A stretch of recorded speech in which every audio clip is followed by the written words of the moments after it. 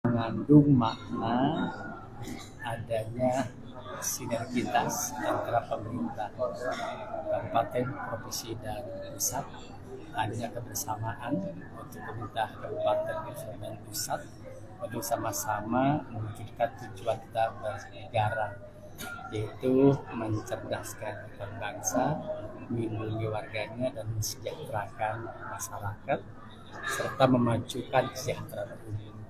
Jadi saya sangat berbahagia, bersyukur bisa menjadi bagian pelantikan secara serentak di Istana Presiden dan memberikan efek psikologis bahwa membangun bangsa ini harus ada kebersamaan, harus ada sinergitas, dan sangat jelas arahan dari Bapak Presiden kepada kami, para gubernur, bupati, wakil bupati, dan wali kota, wakil wali kota.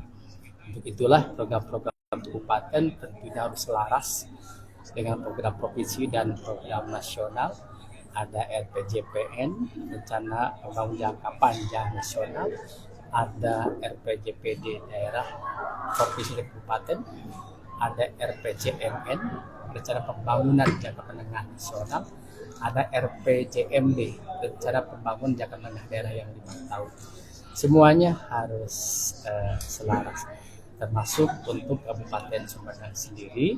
Langkah-langkah kami setelah dilantik, tentunya kami akan gercep, gerak cepat, akan gerak bersama untuk mewujudkan harapan-harapan masyarakat, untuk memenuhi ekspektasi masyarakat, dan untuk memenuhi apa yang telah saya sampaikan ketika kampanye kemarin. Ada visi misi, ada janji politik yang harus kami penuhi, yang harus kami tunaikan. Hari ini tentunya di bidang pendidikan kami akan mulai dengan memberikan perhatian pada guru PAUD, walaupun itu tidak langsung semuanya. Secara bertahap kita akan mulai dari guru PAUD yang di daerah terpencil terlebih dahulu. Di bidang kesehatan kita akan memulai pembangunan puskesmas Cimanggu, rankingnya akan dimulai. Kemudian di bidang infrastruktur, pembangunan ruas jalan itu menjadi prioritas kami. Bagaimana jalan kabupaten yang mantap, baru 88%, tinggal 12% lagi, itu sudah menyebar di berbagai penjuru kecamatan dan desa di Sumedang, tinggal beberapa ruas jalan. Kemudian di bidang UMKM kita akan buka UMKM Center, ada rumah kemasan yang akan lebih dimasifkan, direvitalisasikan, dan juga pusat oleh-oleh Sumedang. Di bidang ketahanan pangan kita akan melanjutkan program yang sebelumnya berkaitan dengan 1 hektar satu desa untuk ketahanan pangan. Kita bantu benih pupuk, sarana produksi pertanian, dan sebagainya. Kemudian di bidang pendidikan pun kita sesuai dengan harapan dengan arahan dari Presiden Pusat, kita akan lebih kepada ruang-ruang kelas baru. Kemudian ada juga ke mebeler dan sebagainya. Itu beberapa program 100 hari pertama, dan ada sebuah mimpi kami dulu ketika mau selesai menjabat itu, kita membangun jalan lingkar selatan. Mudah-mudahan Maret ini selesai. Lingkar utara Pasiring sampai dengan Keramat. Mudah-mudahan ini bisa kita resmikan di bulan Maret. Jadi itulah beberapa rencana kami ke depannya, karena kami bersyukur berkelanjutan ini arti penting, berkelanjutan periode kedua. Jadi tidak mulai dari nol, tinggal melaksanakan hanca. Jadi sudah jelas mana hanca yang harus dituntaskan sehingga tidak dicacah genangkaun seperti itu. Jadi sudah ada fondasi yang sebelumnya, sudah ada langkah-langkah yang sebelum yang sudah dan yang belum tinggal kita laksanakan. Adapun anggaran, kami sudah melakukan efisiensi sesuai dengan instruksi Presiden nomor 1 2005. Di samping efisiensi di invest pun kami lakukan efisiensi juga di beberapa jenis belanja yang kurang urgen, tidak berdampak kepada pencapaian visi misi dan janji politik kami.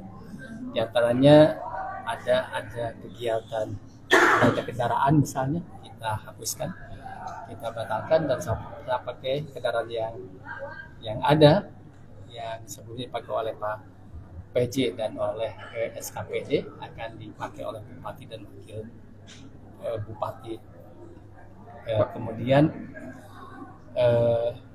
ada efisiensi di beberapa kegiatan lainnya, sampingnya ATK, perjalanan dinas, kemudian beberapa peningkatan kapasitas mungkin yang tidak berdampak. Untuk acara seremoni pun itu kita hilangkan, dan juga beberapa kegiatan lainnya yang telah kami sisir. Kami sudah menyisir kurang lebih 56 miliar untuk penghematan, dan saya masih minta kepada tim anggaran Pemda untuk menyisir kembali hal-hal yang kurang urgen. Kemana diarahkan anggaran tersebut? Kami arahkan diantaranya untuk infrastruktur, untuk pendidikan, untuk kesehatan, dan untuk ekonomi. Tapi lebih besar akan kami arahkan kepada infrastruktur. Mungkin kalau soal efisiensi Pak, ini mungkin sebenarnya kan sebelumnya banyak aplikasi Pak. Ini kedepannya gimana Pak? Akan dirampingkan apa gimana Pak? Sebenarnya transformasi digital Sumedang sudah bagus.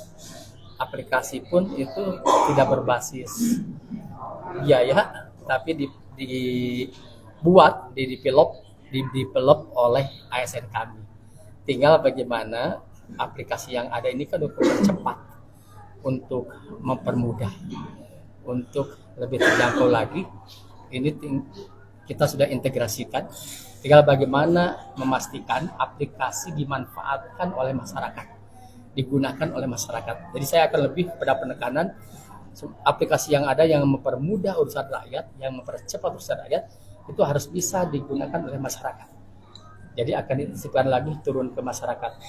Di Skop Info kami sudah turun ke bawah, cuma kita masifkan bagaimana ekosistem digital bisa dipraktekkan Sumedang ini.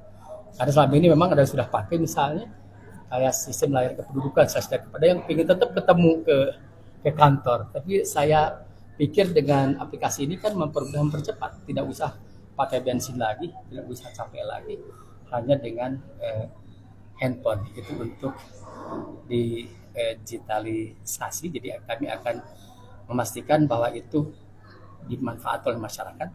Termasuk kita akan pakai AI-nya aja sekarang, Artificial Intelligence Sumedang ini, supaya nggak susah-susah lagi, tinggal buka aja. Pingin data ini, nanti keluar di AI itu. Pingin ini, tapi AI yang versi kami sudah melatihnya AI tersebut supaya data-data bisa terkumpul semua.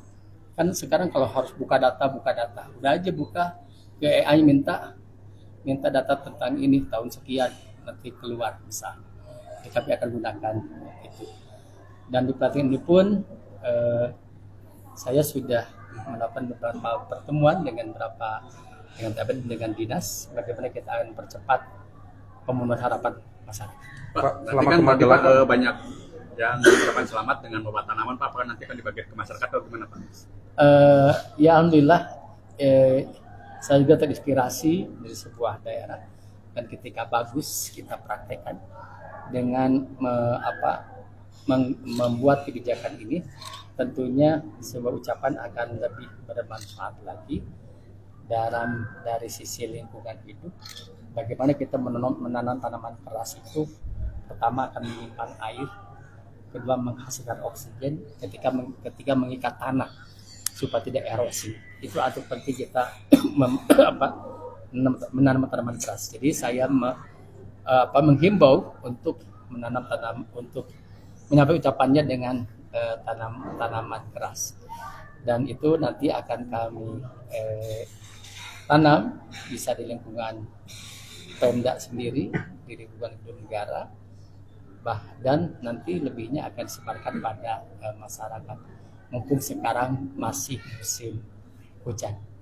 Pak, selama Bapak ke Magelang mungkin Kang Fajar akan menjadi PLH apa gimana Pak? Ya, nanti kita akan susah yang terbaik. Yang jelas ini akan terus berjalan pemerintahan. Saya sudah mendiskusikan dengan Pak Fajar bagaimana selama saya di Magelang Pak Fajar bisa melakukan konsolidasi organisasi. Jadi nanti akan dikumpulkan seluruh ASN untuk bekerja keras, akan terjun ke tiap dinas untuk menyamakan visi misi persepsi, frekuensi, gerak dan langkah. Jadi kami sudah berbagi tugas. Jadi itu Magelang lah deket kan, sekarang sudah bisa pakai HP, bisa apa, mudah untuk melakukan koordinasi. Ya. Pak, solusi untuk lansia yang jauh dari